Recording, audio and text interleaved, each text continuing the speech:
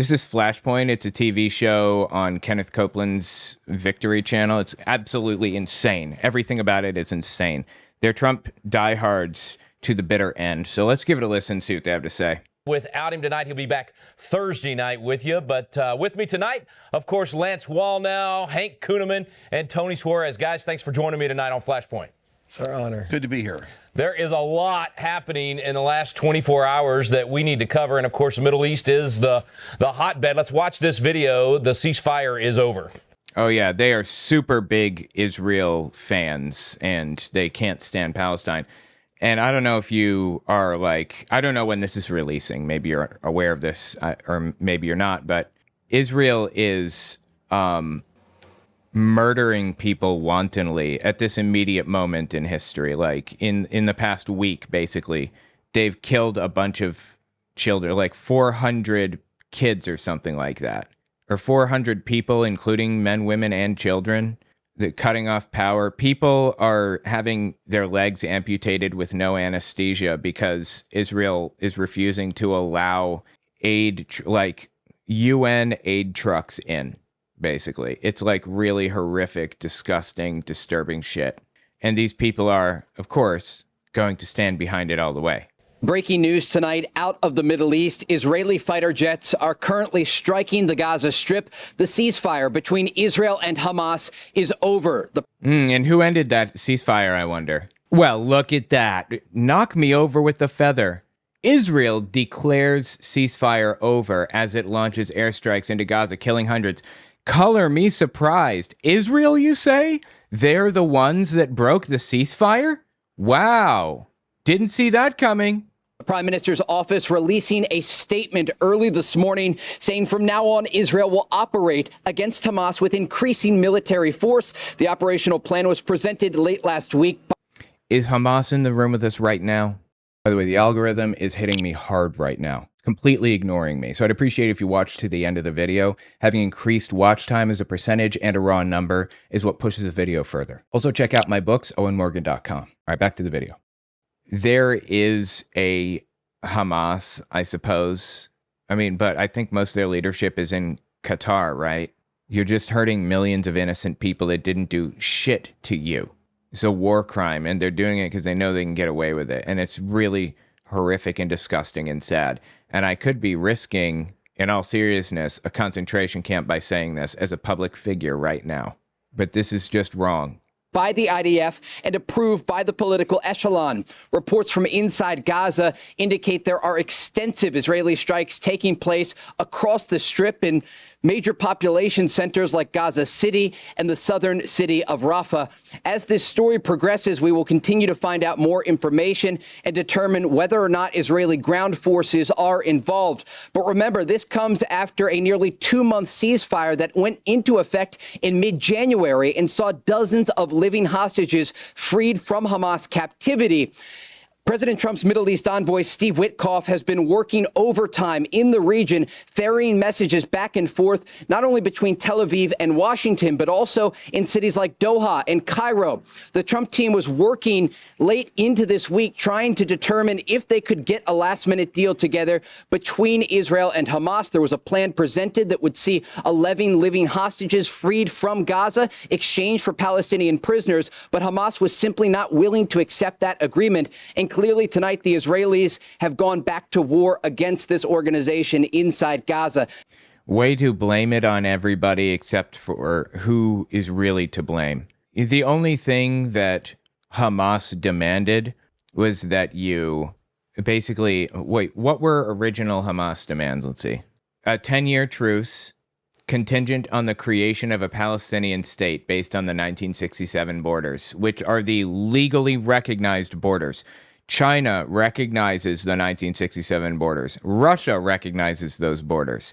Everybody in the world recognizes the 1967 borders drawn by the United Nations, and Israel has pushed them back over and over and over and over again, taking more and more and more sovereign territory until it was a literal open-air concentration camp, which is what Gaza is right now at this moment. So anyway, I think that they simply want the 1967 borders back. That's it. And you can't blame them for that one. They should absolutely get the 1967 borders back. Oop. Well, guys, of course, we've seen over the last few weeks, even with the release of hostages, the inhumane treatment that Hamas has given. We've seen them literally thumbing their nose at Trump and some ridiculous demands. Do you want to see what the hostages look like, or the prisoners of war, the prisoner swap? You want to see what they look like? Yeah, here you go. Here are some pictures of some Israelis that were freed from Hamas. This guy. I think it's the same guy, maybe. But anyway, that's what they look like. Now, do you want to see what they look like when they're released from Israel? Here you go. This is what they look like. Entirely too skinny. Like, this does not look healthy at all. This is the condition that Israel releases people in. Like, right here, this, too. And the even more disturbing part about the whole thing is that Israel releases political prisoners into Gaza and then goes and picks up more from the West Bank, from the other side. You can see the same thing with Russian prisoners of war and Ukrainian prisoners of war. The Ukrainians that are released from Russia are just beat to shit. They're a wreck. They're 60 pounds and they have bruises and scars all over them from being like tortured and shit. I mean, it's really, really ugly, really disgusting, disturbing shit. This is what you get from an authoritarian regime. This is what you get. This type of behavior, this type of treatment. Democracies don't produce this type of horrific mistreatment. Not usually, anyway. They're usually treated much better. And let me put it this way. The more authoritarian a government is, the worse their prisoners of war will be treated. And it's a pretty good indicator. Like, it's kind of a one-to-one comparison, how democratic this country is and how well they treat their prisoners of war. It's like real horrific shit. Anyway, back to what they were saying here. Lance, you were just there, a week or 10 days ago. What do you think was the straw that broke the camel's back here? I mean, what actually was pushing Israel over the edge here to end the ceasefire? Well, they're going to propagandize now nonstop for them. There's no reason for them to have broken the ceasefire. What's interesting, Rick, is that Netanyahu actually shared that. I mean, it was kind of an unusual response. It was almost as though it was an act of God that they've been able to get hostages out at all. And I mean, he literally is saying, it's amazing that we were able to get 100 or so out. Now, there's 59 of the 250 still there. Yeah, I'll tell you what's happening. They get hostages after being promised that they're not going to take any more territory or whatever. They're going to have a ceasefire. And after getting those hostages, they end the ceasefire. Israel does. After getting the hostages, they break their end of the bargain. That's what's happening. I have to imagine that, the Palestinians probably feel completely hopeless right now. And I feel for them so much. I wish there was something that I could do to help these people. These innocent Palestinians didn't do shit to anybody. My God, man. These are the human shields. I mean, Hamas knows they'll get wiped out the moment they give them up. So everyone they give up is like a ticking clock towards their inevitable destruction. So the U.S., they're going to make it sound like Israel's bombing. The U.S. gave the ultimatum: release the hostages, the next 11 on schedule, or Israel has no alternative but to increase the pressure. Just like Trump did with Zelensky. I'm going to pull back shipments. I'm going to pull back intelligence. You have to create an incentive. Well, why is Trump creating that incentive for Zelensky rather than for Putin? He started the fucking thing. Zelensky's not going in trying to take more territory from Putin. Why are you creating that incentive for Hamas or for Palestinians rather than for Israel? You've picked a side, and it was the wrong one. To have peace. And if you have a stalemate in the Middle East, they'll just use those hostages for another year or two. So Israel has no choice but to figure out how to surgically go in. Now, get this. They've got to take them out, but not kill the hostages. I don't know how they do that, but evidently they're doing it. Well, in many ways, it seems like an impossible situation. And of course, Pastor Hank, they. Yeah, I guess Gene Bailey is off. I wonder why Rick Green is sitting in, but he's visibly shorter. He needs to raise his chair a little bit higher, seems to me.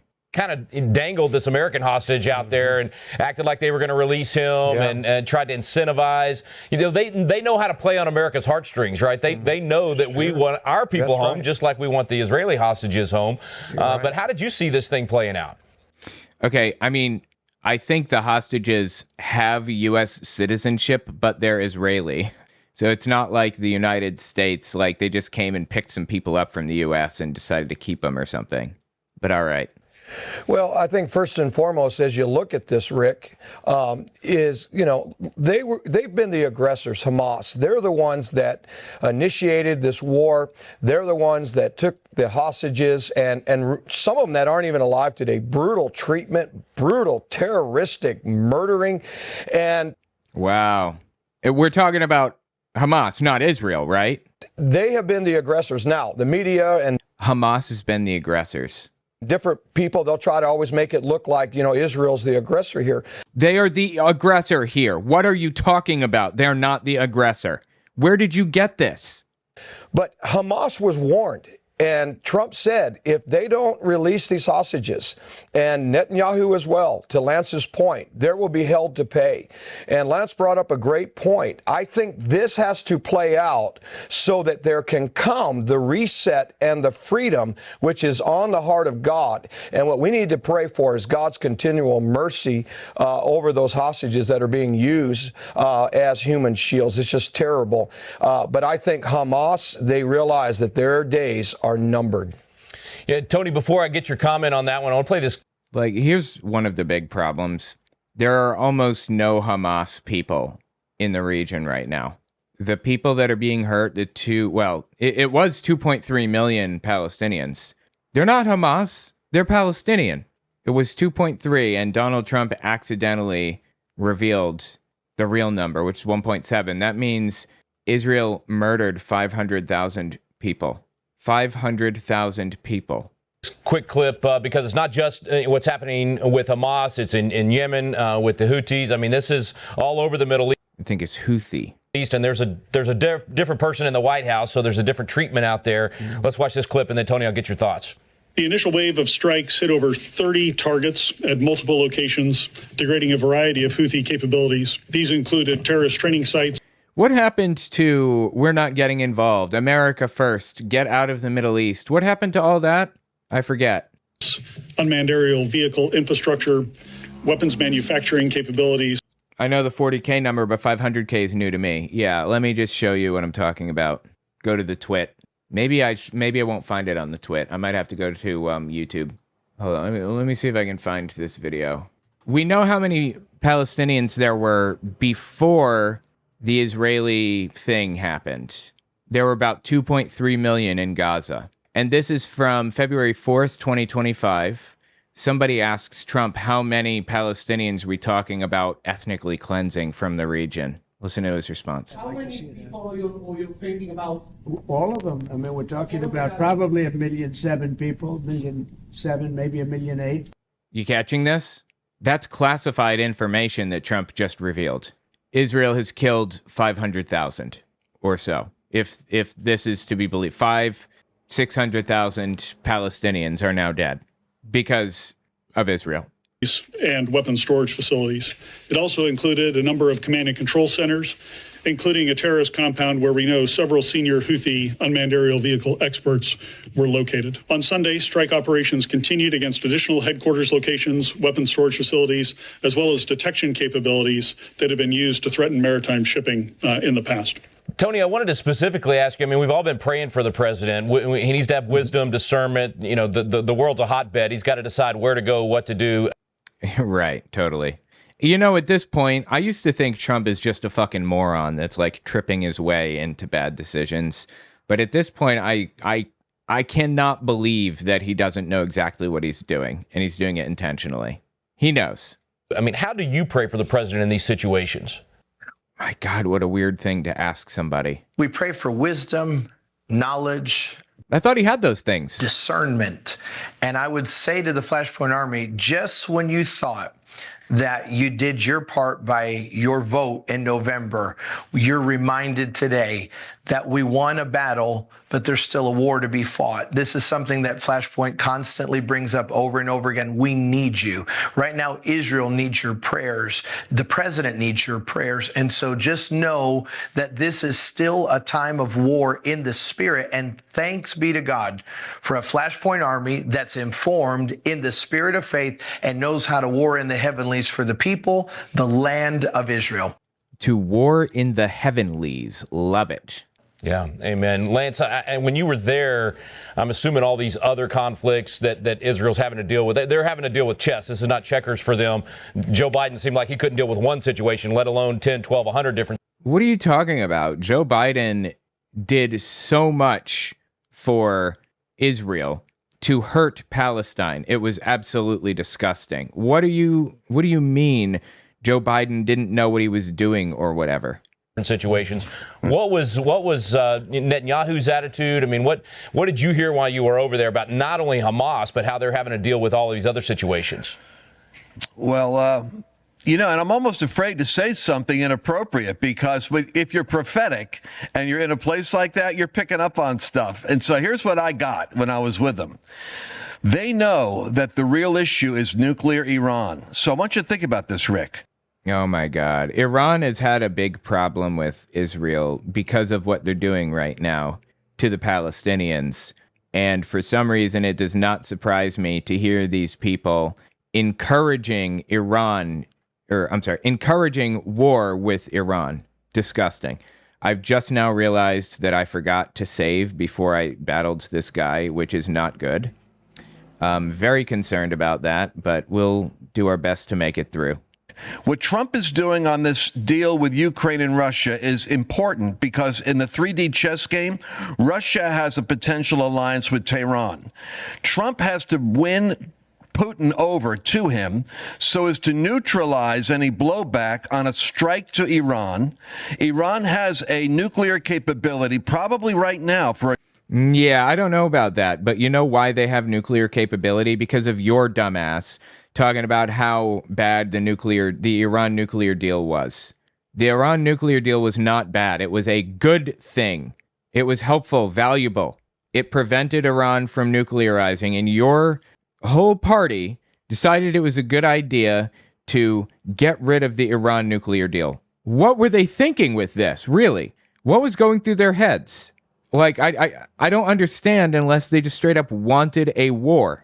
Like a nuclear war. Like, what else could have possibly sparked this? A dirty bomb. So Trump recognizes and Israel recognizes that they have to deal with this decisively.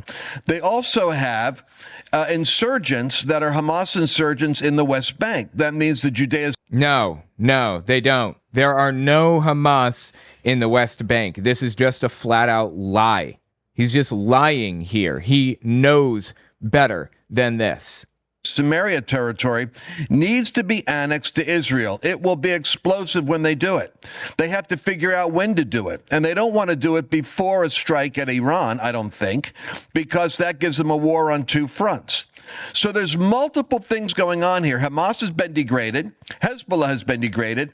The Houthis, I believe, God's setting it up. They're picking a fight. They won't win.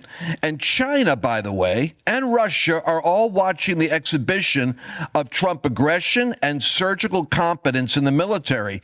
And they're getting an education that America is still the global superpower. And they really want to be careful how far they push the line. I find it fascinating that they're saying that Russia and China are getting a lesson that the United States is still the global superpower. Like, why would you think that they wouldn't think that anymore? Do you think maybe this is even crossing your mind because Trump has so completely destroyed the image of the United States in such a short amount of time? Education that America is still the global superpower, and they really want to be careful how far they push the line. Seems like so many of these roads do lead back to Iran. Watch this clip out of Yemen. I think it's Iran, and it's so disturbing to me to listen to these people very obviously whip people into a blood frenzy over Iran. They're very clearly trying to get people to be willing to go to war in Iran. Like, oh my God, what is happening right now? Thousands of Houthi supporters gather in the Yemeni capital of Sana'a, chanting against the United States and Israel. They say American strikes against their country will only unite the resistance. The American and Israeli strikes that fell on our great Yemeni people will not weaken us or defeat us, but rather they increase our determination and steadfastness in confronting the enemies of God. American officials say additional attacks on U.S. forces or commercial shipping lanes will be met with heavier action, as reports indicate fresh American strikes overnight. President Trump echoing that sentiment today in a statement posted to Truth Social, saying, quote, any further attack or retaliation by the Houthis will be met with great force, and there is no guarantee that that force will stop there. The commander-in-chief specifically naming Iran as the main backer of the Houthis and thus responsible for any future escalation. I don't think that's the case. Is Iran connected to the Houthis?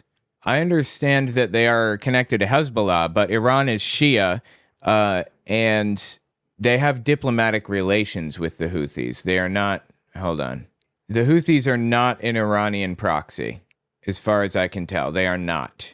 They have diplomatic relations, but they're not a proxy. Yeah, that's what it looks like to me.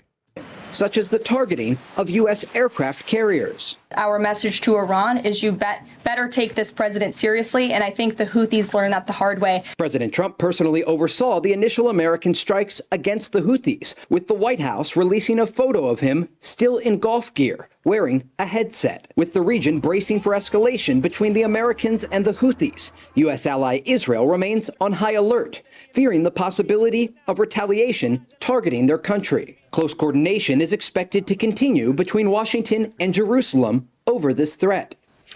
You know, Pastor Hank, I probably too often compare Trump to President Reagan, but this sure feels a lot like when President Reagan responded to Gaddafi, and it was a signal not just to Gaddafi, but the rest of the world. Do you feel like this has more to do with just the Houthis? He's actually saying this to the rest of the world. I find it so bizarre that he's constantly comparing Trump to Reagan and all these big figures. Like, Reagan is a complete scumbag. He's a piece of shit. And something that I came to find is that pretty much every bad policy that exists today can be routed back to Reagan in some way. It pretty much all goes back to him. He was a really bad president who, in my opinion, is responsible for a genocide against the LGBT community because he heard that AIDS was affecting the LGBT community pretty much exclusively, which isn't really true, but he heard it, and as a result, stepped back and let it happen. Like, whatever happens is going to happen next. It's pretty much what he did. Anyway, Reagan is a monster, a complete monster. We're going to respond with force when we need to. Well, certainly yes. That's exactly what I would say. Oh, wow, great. You can do an impression of Reagan. Hey, can you do the impression of Reagan where he... Hang on, I gotta find it. Give me a second, I'm gonna find it. Hey, you think you can do the impression of Ronald Reagan doing a whole swinging party thing with Nancy Reagan, Queen Elizabeth, and her husband, Ron, I believe is who this is? Do you think you can do that impression? That definitely seems like an impression I would like to see an evangelical Christian do. Please. Anyway, I wonder if this Christian man is aware of Reagan's little escapade with Queen Elizabeth. You feel like this has more to do with just the Houthis? He's actually saying this to the rest of the world. We're going to respond with force when we need to. Well, certainly yes. That's exactly what I would say. Just watch. I remember that day when he went against Muammar Gaddafi, to your point, Rick. What about when he went against Queen Elizabeth while they were laying together in bed? Do you remember that day? But here's what I really believe. There is a prophetic pattern that we have to understand out of the book of Ecclesiastes. Ecclesiastes 1:9, what has been shall be again. Ecclesiastes 3:15, God seeks that which passes by.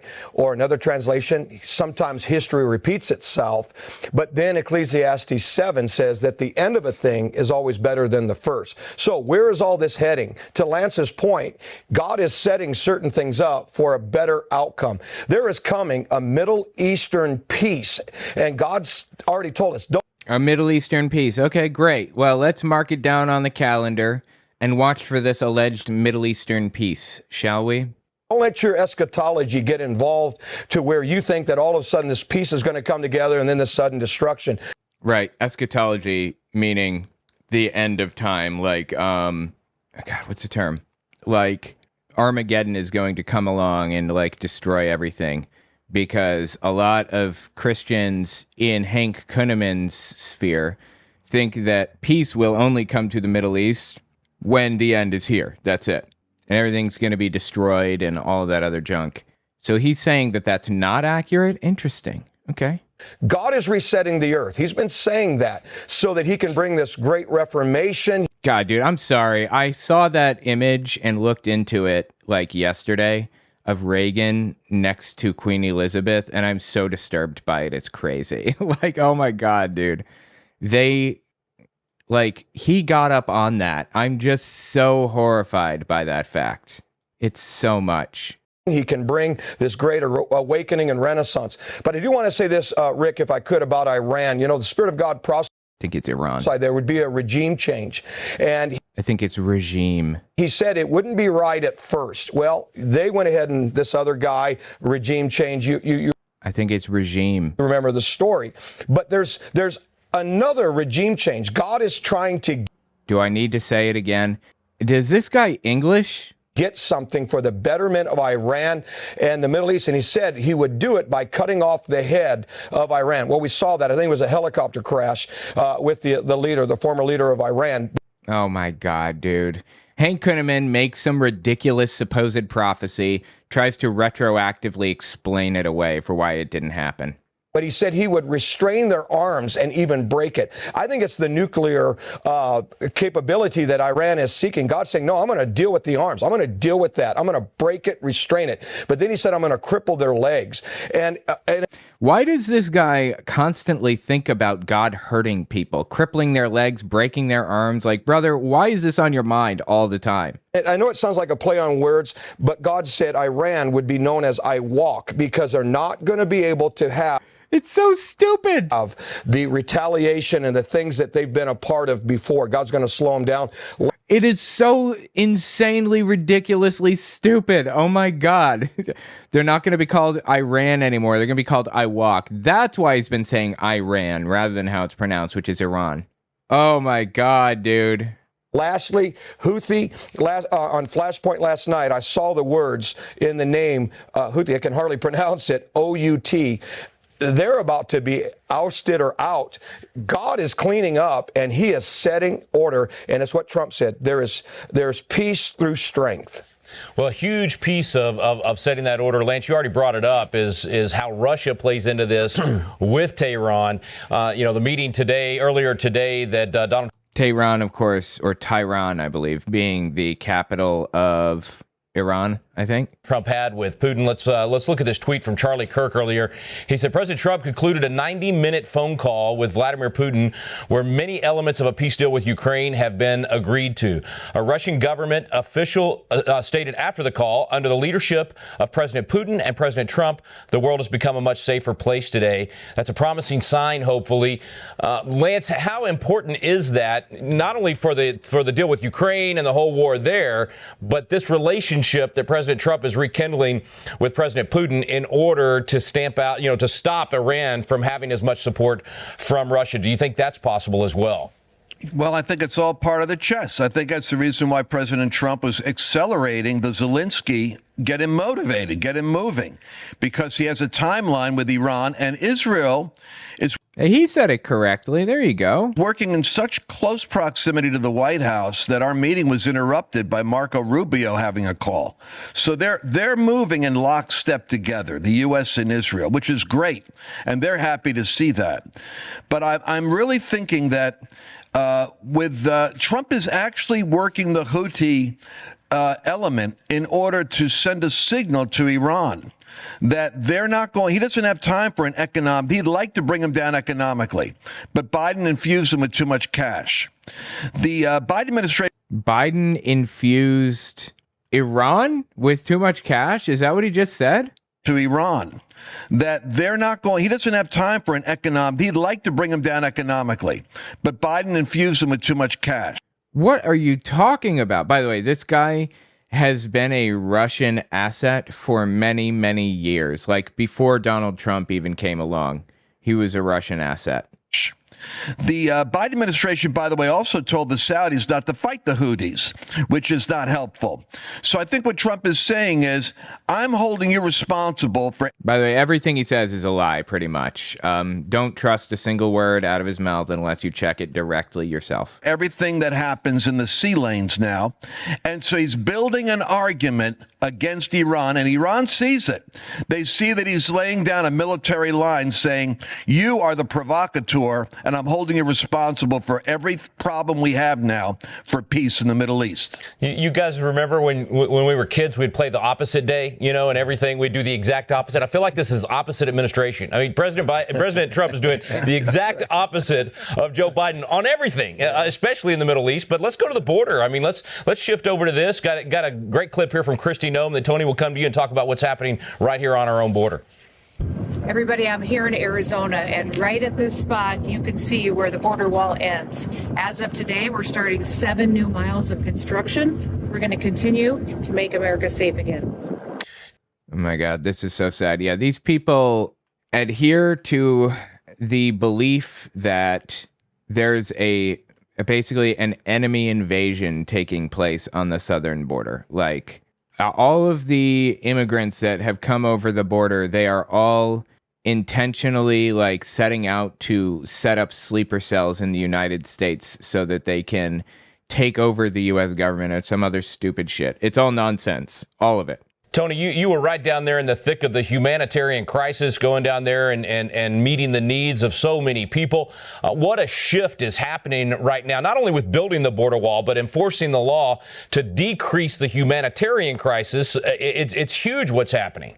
You know, from the most liberal proponent of anything with immigration reform to the most conservative critic, everyone always said that you cannot fix the broken system unless we close the border. We had to deal with the border. I don't know what you're talking about. I never said that. I don't believe that. We don't need to close the border. What is wrong with... all right. What is wrong with immigration? Why is immigration bad to you? What's the downside? They're not taking our jobs. That's not how it works. So what is it? More people in the economy grows the economy. It is phenomenally good for an economy to have more immigration. So what is it? Why don't you like immigration exactly, precisely? Is it for the same reason that you like that Donald Trump just tried to end segregation? Is that why? These people are so transparently hateful and vile and racist, and they're pretty openly Nazi now, right? Are we comfortable saying that at this point? I've been comfortable saying it this whole time, but is everybody comfortable now calling them what they are, Nazis? Self-avowed at this point, many of them, throwing up a Hitler salute at CPAC and everywhere else. I don't know what else you need to see to determine that these people are full-blown Nazis. Mark my words, before long, there will come a time when denigrating Nazis is a hate crime. It's going to come a time when talking shit about Nazis is hateful. You're not allowed to do that. Mark my words. So they said it, but they never wanted to do anything about it. President Trump came along and he has finally solved this issue. And of course, there's more to be done. But now that this piece is in place, now that border crossings are down by over 90%, and that number's continue to grow. Now it's because we've opened a full-blown fascist government. That's where we are now. Full-blown fascist government. Like no ifs, ands, or buts about it. That's just where we are.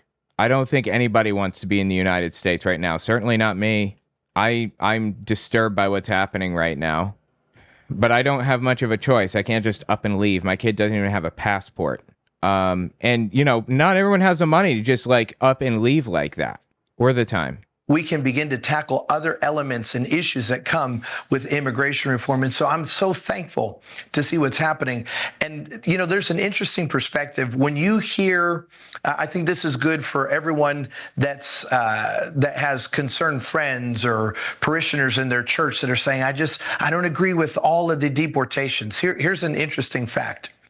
Barack Obama was responsible for deporting more people than any other president in modern history. So when you hear liberals, when you hear AOC and others attack Trump as some type of malicious tyrant that just wants everyone out of the country. No, I don't think he wants everyone out of the country. I think he wants his political enemies out of the country. I don't know of a single person that said that Trump wants everyone out of the country. But okay. So when you hear liberals, when you hear AOC and others attack Trump as some type of malicious tyrant that just wants everyone out of the country, you can always remind them that he has yet to even catch the amount of millions that Obama deported from our country. So that's just... Okay, Obama had 8 years, first of all, to deport people. And Trump has had, 2 months or something. Per capita, Trump has absolutely deported a lot of people. But you know what? Whatever. My problem over anything is the fact that they're sending them to full-blown, legitimate, actual concentration camps. Real concentration camps, Hitler style.